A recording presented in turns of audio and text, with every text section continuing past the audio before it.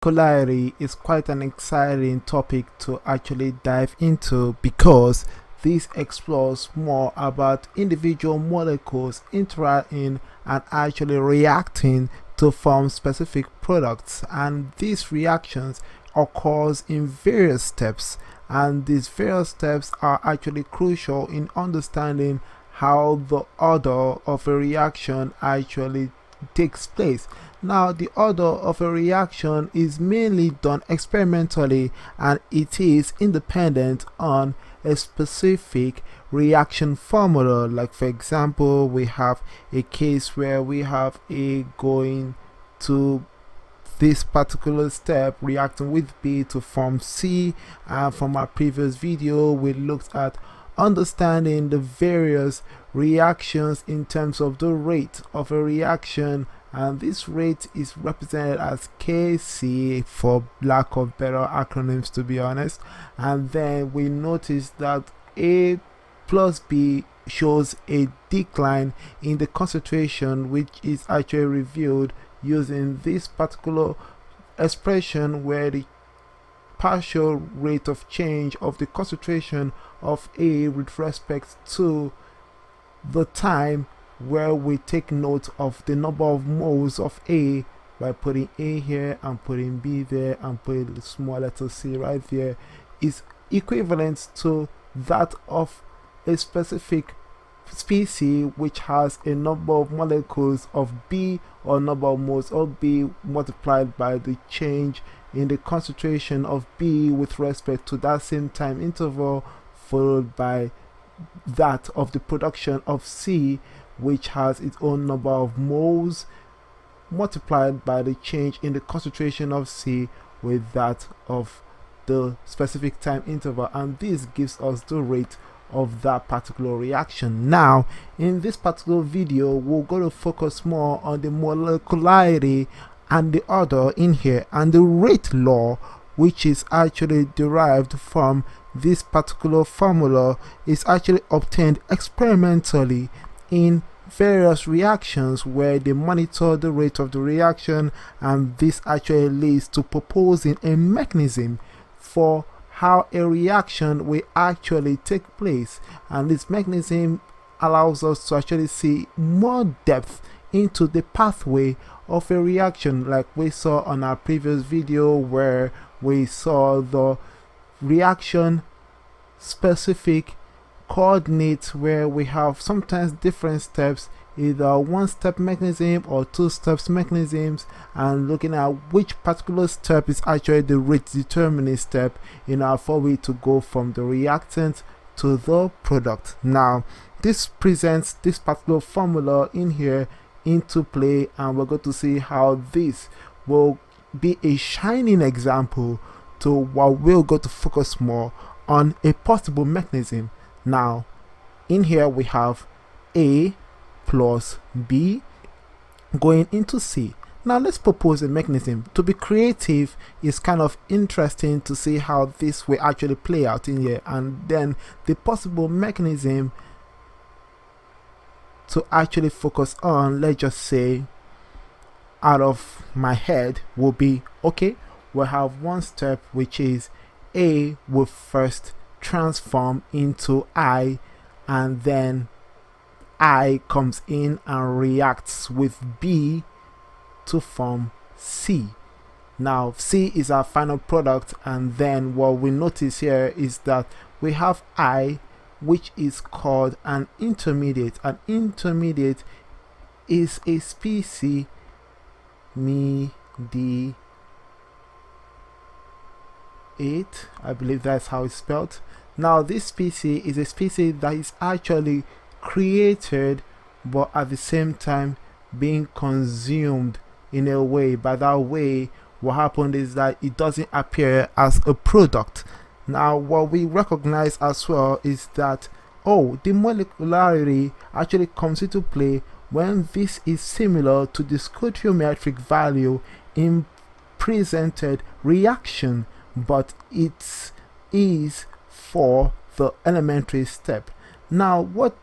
why am I saying elementary step? Now elementary steps are looking at the mechanism step in here. Now all these are individual elementary steps in here, and what we recognize is that there is a first step, which is this here, and there is a second step right there, and that actually results in the formation of our product, the second step basically. Now the first step is recognized to be the unimolecular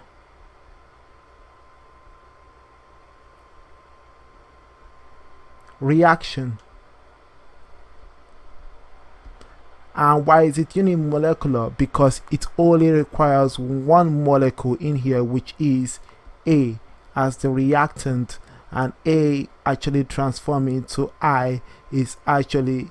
the reaction, which is the first step, and the first step depends on just one molecule as the reactant. However, the second step is the next step where that reactant or product being formed, which is the intermediate step, comes back and then reacts with B. So we are having 1 and 2. So in this particular case, 1 and 2 gives us a bimolecular reaction, where we have two reactants now reacting to form our product, which is C. In this case, knowing molecularity for elementary steps allows to communicate and also comment on the order of that step. So in this particular case, our first step is actually a first order reaction, which is why it's actually focusing on the rate where we have a decline in the concentration of A at a specific time,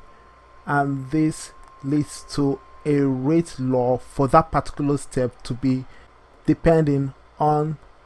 that particular reactant, which is A. And in this part, what we see is that A is actually going to form I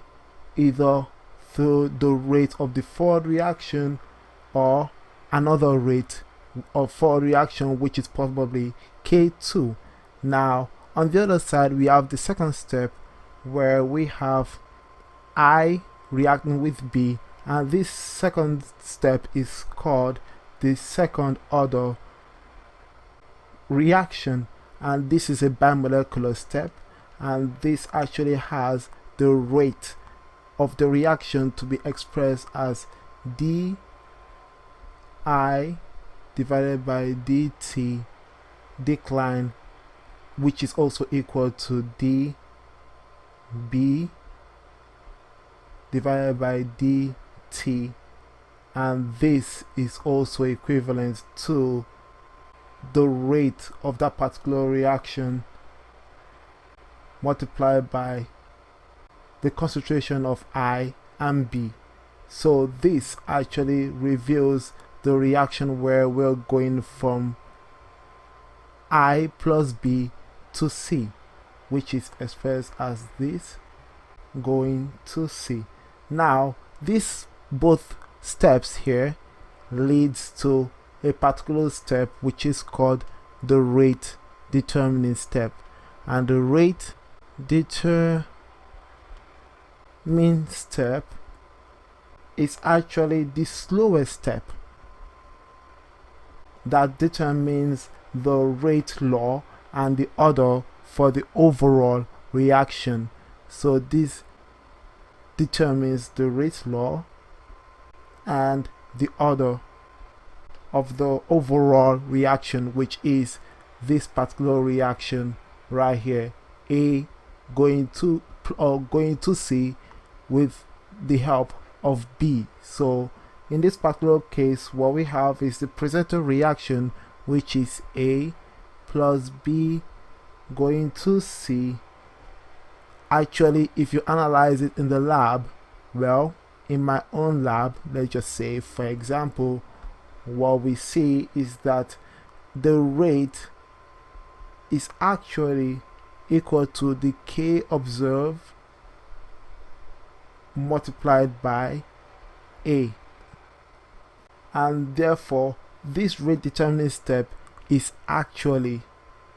what we had right there, which is A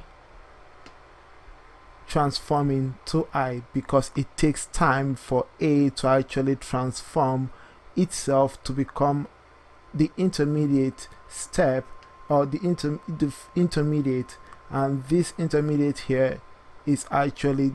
then used to actually collide with B to form C. Therefore, this is also known as the elementary step.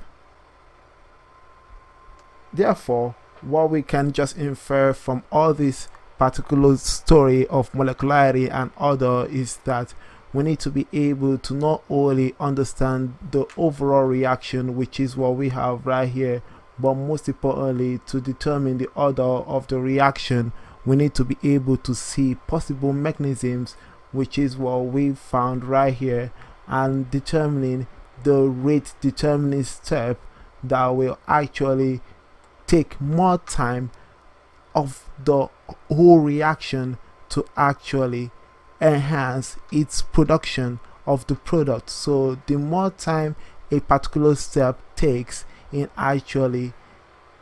making a big change in a reaction, the better that particular step in being the rate determining step. So that's about it for this particular video. Please hit the comment down below, let me hear your thoughts about this particular subject, and see you all on my next video. All the same, stay smart, believe in yourself, and continue to strive for greatness.